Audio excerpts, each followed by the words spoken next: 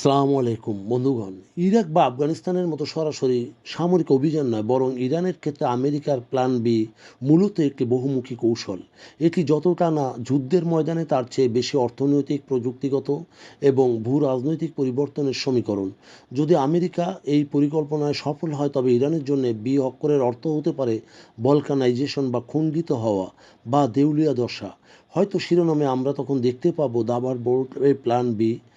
ইরানের সামনে কি মহাপ্রলয়? হ্যাঁ বন্ধু, তেহরানের আজাদি টাওয়ারের ওপর যখন ধোঁয়াটে মেঘ জমে ওঠে, তখন তা শুধু আবহাওয়া নয়, বরং রাজনৈতিক অস্থিরতার সংকেতও দেয়। আমেরিকার দীর্ঘদিনের প্ল্যান এ ছিল পারমাণবিক চুক্তি, জেসিপিওএ।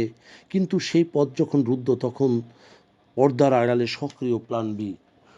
অর্থনৈতিক দেউলিয়া, বিশেষ করে যা প্রথম আঘাত আমেরিকার কৌশল, অর্থাৎ মূল ভিত্তি হলো ইরানকে বিশ্ববাজার থেকে বিচ্ছিন্ন করা, তেল রপ্তানি শূন্যের কোঠায় নামিয়ে আনা এবং ব্যাংকিং লেনদেনে নিষেধাজ্ঞা আরোপ করা। ফলে মুদ্রাস্ফীতি তীব্র হওয়ায় সাধারণ জনগণকে বিপর্যয়ের মুখে ফেলবে এবং ইরানের হয়তো মাথা নত করতে তখন বাধ্য হবে, নচেত আভ্যন্তরীণ বিদ্রোহ বিক্ষোভের মুখে পড়তে হবে।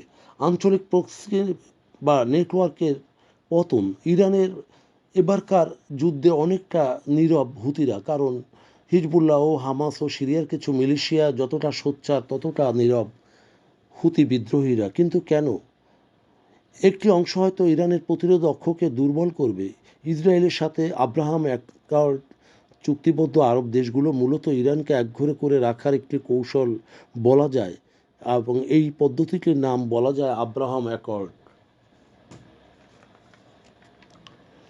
প্রযুক্তিগত ও সাইবার যুদ্ধে সরাসরি মিসাইল বা ড্রোন না ছুড়েও ইরানের পারমাণবিক স্টাক্সনেটের মতো সাইবার হামলা বা ড্রোন প্রযুক্তিতে নাস্তানুবুদ করা এই পরিকল্পনার অংশ। এটিও পরিকল্পনার অংশ হতে পারে।